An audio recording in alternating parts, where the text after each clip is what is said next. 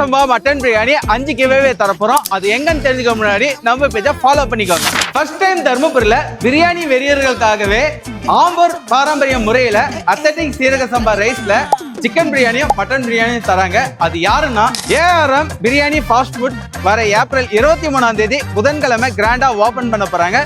Opening ஆஃபரா சீரக சம்பா chicken biryani 150 ரூபாய் வரும். ஓபனிங் ஆஃபரா 100 ரூபாய் மட்டும்தான்.